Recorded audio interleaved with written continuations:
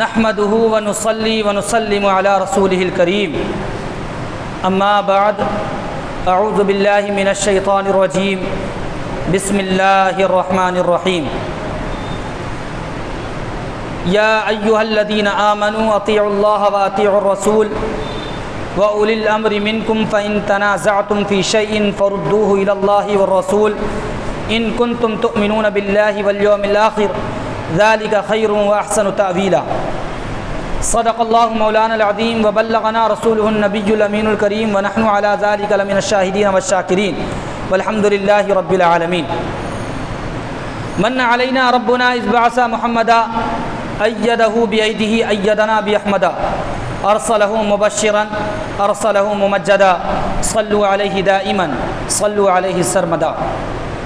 معزز سامعین کرام، آئیے سب سے پیشتر اپنے آقا و مولا حضور احمد مجتبی محمد مصطفیٰ صلی اللہ تعالی علیہ وسلم کی بارگاہ میں درود شریف کا نذرانہ بآواز بلند پیش کرنے کی سعادت حاصل کریں۔ پڑھیں اللہم صلی علی سیدنا و مولانا محمد عبدک و نبیک و حبیبک و رسولک النبی الامی و علی آلہ و اصحابہ و بارک وسلم صلاۃ و سلاما علیک یا رسول اللہ صلی اللہ تعالی علیہ وسلم۔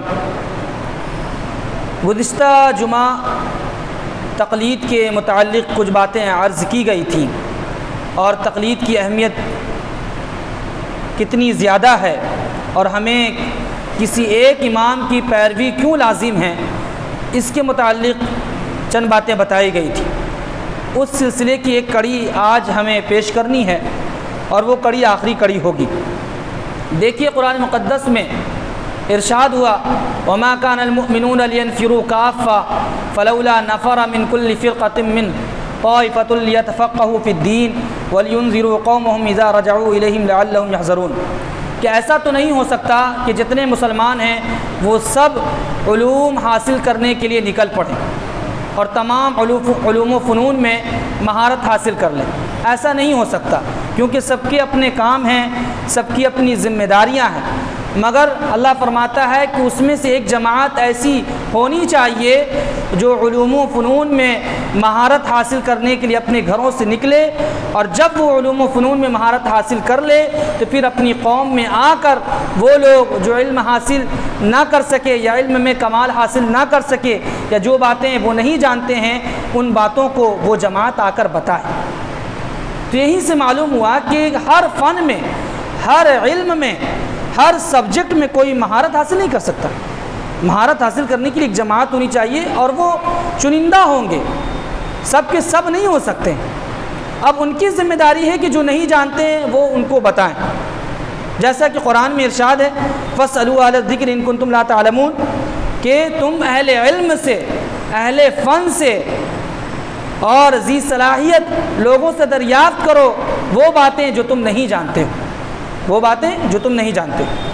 اب سوال یہ پیدا ہوتا ہے کہ ہمیں پیروی اور تقلید کن باتوں میں کرنی ہے، کن باتوں میں ہمیں تقلید اور پیروی کرنی ہے۔ اور تقلید کا معنی کیا ہوتا ہے؟ تقلید کا معنی پیروی کرنا ہوتا ہے، پیچھے پیچھے چلنا ہوتا ہے۔ اور تقلید کا ایک معنی یہ ہے کہ وہ مسائل جن کا ذکر قرآن مقدس میں صراحت کے ساتھ نہیں ہے یا جن کے متعلق کوئی آیت، کوئی حدیث واضح طور پر نازل نہیں ہوئی ہے، ان مسائل میں کسی امام کی پیروی کرنا یہ تقلید کہلاتا ہے۔ کسی اہل علم کی، کسی بڑے اہل علم کی پیروی کرنا یہ تقلید ہے۔ ان پہ بھروسہ کر کے ان کے بتائے ہوئے طریقے پہ چلنا، ان کے بتائے ہوئے طریقے پر عمل کرنا یہ تقلید ہے، یہ تقلید ہے۔ تو تقلید کا یہ معنی ہو گیا۔ اب آپ دیکھیے قرآن مقدس میں ارشاد ہوا کہ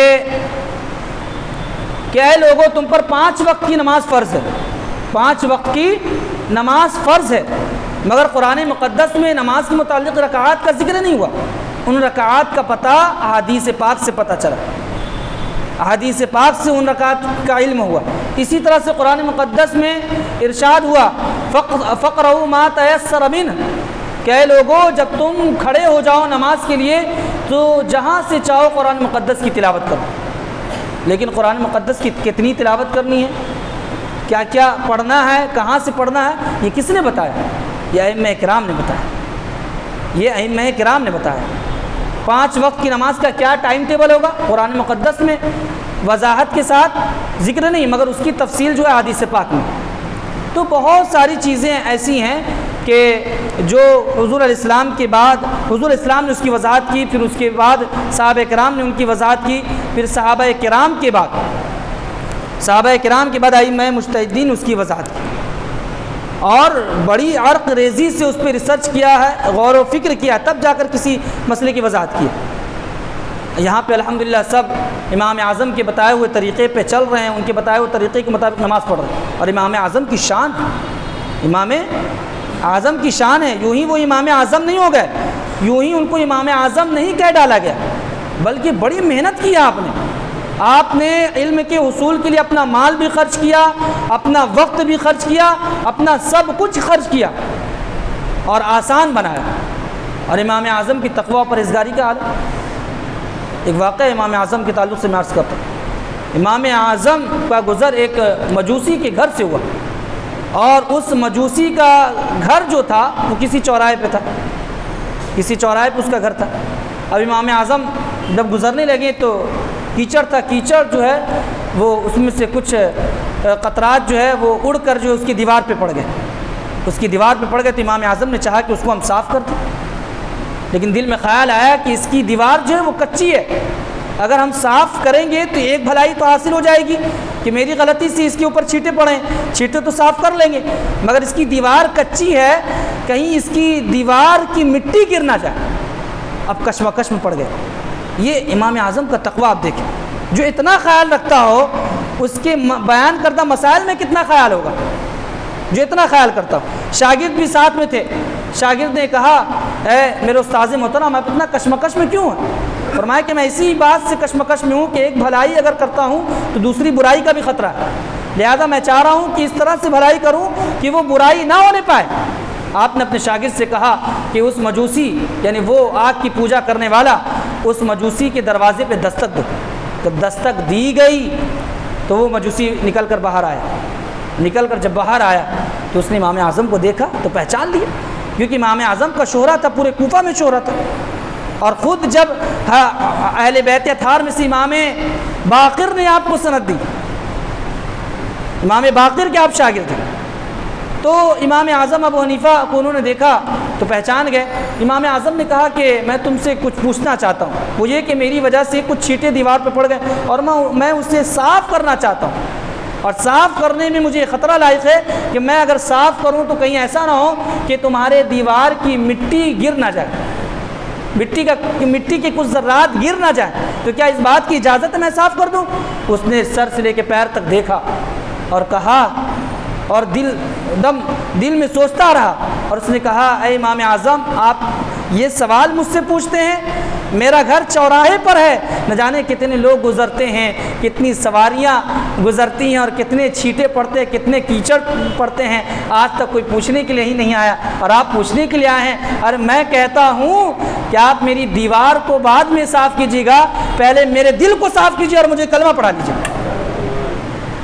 تو اس نے دیکھا کہ یہ احتیاط امام اعظم کی، یہ احتیاط تو کتنے کمال مسائل میں کتنا احتیاط ہوگا۔ اب آپ دیکھیں مسائل امام اعظم کے نزدیک، امام اعظم کے بیان کردہ مسائل کی ایک جھلک میں دکھا رہا ہوں کہ کس شان کے مسائل امام اعظم کے نزدیک سبوں کو پتہ ہے۔ سبوں کو پتہ ہے کہ نماز میں جب بھی ہمیں قرآن پڑھنا ہوگا، نماز میں جب بھی ہمیں قرآن پڑھنا ہوگا تو بغیر دیکھے پڑھنا ہوگا، دیکھ کر نہیں پڑھ سکتے۔ اور دیکھ کر پڑھنے کا معاملہ یہ کہ اگر کسی نے نماز میں قرآن مقدس دیکھ کر پڑھا تو اس کی نماز ٹوٹ جائے گی۔ مفسدات نماز میں سے ایک مفسد، نماز کو توڑنے والی چیزوں میں سے ایک چیز یہ ہے کہ دیکھ کر قرآن پڑھنا۔ اگر کسی نے دیکھ کر قرآن پڑھا تو اس کی نماز ٹوٹ جائے گی۔ لیکن امام شافعی کہتے ہیں کہ اگر کسی نے دیکھ کر نماز پڑھا تو اس کی نماز نہیں جائے گی، اس کی نماز ہو جائے گی۔ اگر اسٹینڈ سامنے رکھا ہوا ہے، کوئی چیز رکھی ہوئی ہے اور اس پر قرآن رکھا ہوا ہے، اور کوئی امام جو ہے وہ قرآن دیکھ کر پڑھ رہا ہے تو اس کی بھی نماز ہو جائے گی اور مقتدیوں کی بھی نماز ہو جائے گی۔ لیکن جب غور کریں، انہوں نے بھی مسئلہ بیان کیا تو قرآن و حدیث سے بیان کیا، اپنی علمی لیاقت اور صلاحیت سے بیان کیا، مشورے سے بیان کیا، اس پہ بحثیں چلیں، اس پہ چرچے ہوئے۔ امام شافعی نے جو مسئلہ بیان کیا اور امام اعظم نے بھی بیان کیا کہ اس پہ بھی بحث ہوئی۔ امام اعظم کبھی بھی کوئی مسئلہ اپنی طرف سے نہیں بیان کرتے، غور و فکر کرتے، نکالنے کے بعد بحثیں چلا کرتی تھی اس پہ، اور اس بحث میں بیٹھنے والے اس وقت کے جید علماء کرام ہوتے تھے، اور 40 بڑے یعنی ممتاز علماء اور فقہا کی 40 افراد ہوتے تھے، ممتاز فقہا اور علماء۔ جب بات طے پا جاتی تھی اتفاق سے، پھر وہ رائج کر دیتے تھے، وہ لکھ دیتے تھے کتاب۔ امام اعظم نے لکھا کہ جو بھی قرآن دیکھ کر پڑھے گا اس کی نماز چلی جائے گی۔ امام شافعی نے کہا کہ نہیں، اس کی نماز باقی رہے گی، وہ نماز ہو جائے گی، اس کی بھی ہو جائے گی، مقتدی کی بھی ہو جائے گی۔ اب ذرا غور کریں اور دونوں کا مقابلہ کریں، تو اگر آپ عقل مند ہوں گے تو آپ کو یہی بات سمجھ میں آئے گی کہ سب سے زیادہ بہتر امام اعظم کا مسئلہ۔ یہ علم کی بات ہو رہی ہے، وہ بھی ان کی دلیلیں بھی اپنی جگہ مسلم ہیں، لیکن آپ غور کیجئے اور اس کے فائدے کو دیکھیے کہ امام اعظم نے جو مسئلہ بیان کیا اس کے فوائد کتنی زیادہ ہیں، اور اس پر عمل نہ کیا تو نقصان کتنا بڑا کھڑا ہو سکتا ہے۔ اب فائدہ کیا، نقصان کیا، آپ دیکھیے۔ اگر امام اعظم کی اس مسئلے کو ترک کر دیا جائے کہ بھائی قرآن دیکھ کر پڑھ سکتے ہیں، قرآن نماز میں دیکھ کر پڑھ سکتے ہیں، پھر حافظوں کی ضرورت کیا ہے؟ حافظوں کی ضرورت نہیں پڑے گی۔ اب جتنے بھی مدارس تو سب بند کر دی جائیں گے۔ بھائی حفظ تو اسی لیے کرایا جا رہا ہے تاکہ وہ کھڑا ہو کر نماز کے اندر قرآن کو زبانی پڑھ سکے۔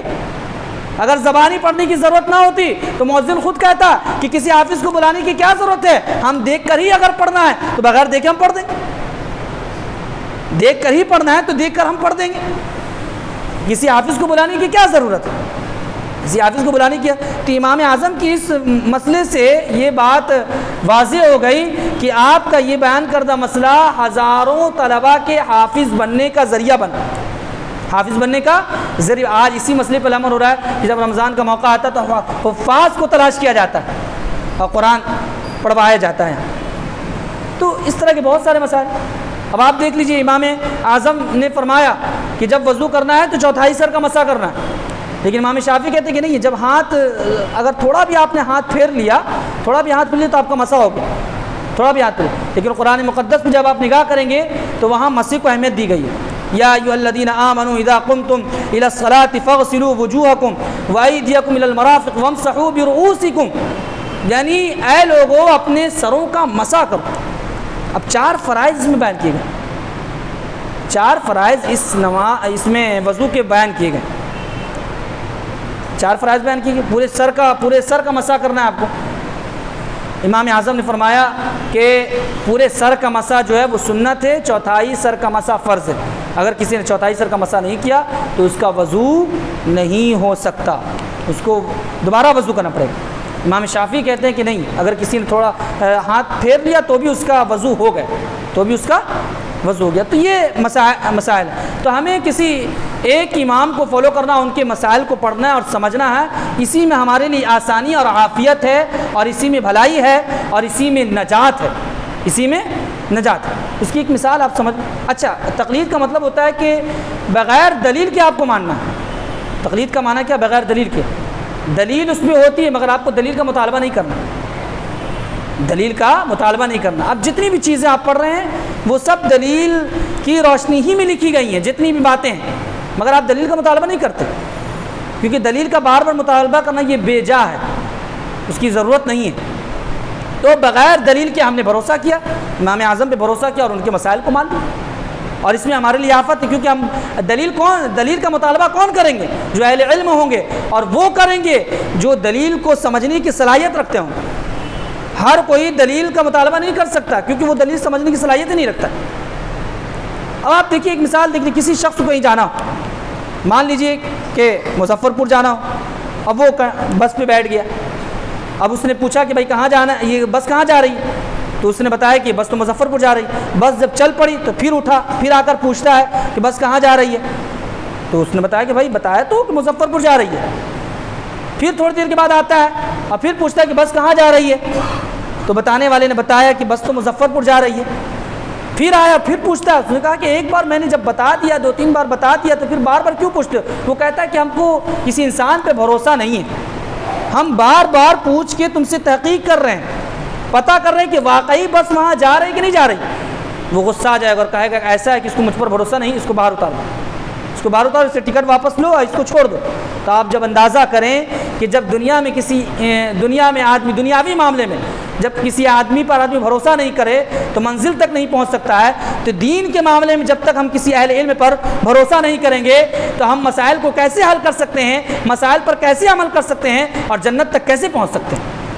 پہنچ ہی نہیں سکتے۔ تو اور الحمدللہ ہم جن اماموں حضرت امام اعظم کی جو ہم تقلید کرتے ہیں تو ہم کو پورا بھروسہ ہے امام اعظم۔ اب آپ دیکھیے نا، ان ائمہ کی تقلید کنہوں نے کی؟ بزرگوں نے کی۔ کنہوں نے کی ہے؟ بزرگوں نے کی۔ امام شافعی کی تقلید کنہوں نے کی؟ بزرگوں نے کی۔ امام حنبل کی تقلید کنہوں نے کی؟ بزرگوں نے کی۔ امام بخاری جو حدیث کے سب سے بڑے امام ہیں، انہوں نے اگر تقلید کسی کی ہے تو امام شافعی کی۔ امام بخاری مشرباً اور مسلکاً کیا تھے؟ شافعی تھے۔ کیا تھے وہ؟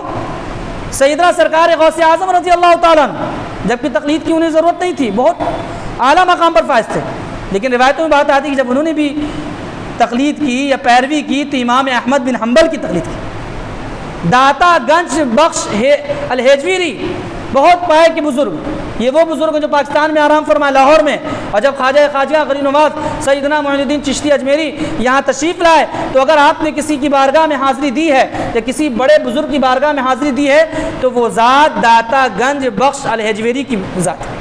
سب سے پہلے وہاں گئے، 1000 سال پہلے کے بزرگ۔ انہوں نے کس کی پیروی کی؟ امام اعظم کی پیروی کی، اور صرف امام اعظم کی پیروی نہیں کی بلکہ ان کی تعریف میں اور ان کے بیان کردہ مسائل کی تعریف میں اپنی کتابوں میں لکھا بھی، اپنی کتابوں میں لکھا بھی۔ اور امام اعظم کی فالوورز جو ہیں ایسے نہیں کہ چھوٹے موٹے، کروڑوں علماء کرام جو گزر گئے وہ بھی ہیں اور جو موجود ہیں وہ بھی ہیں۔ اس کا مطلب ہے کہ جو اللہ تعالیٰ نے ان کو ملکہ دیا اور جو کمال دیا اس کی الگ پہچان تھی۔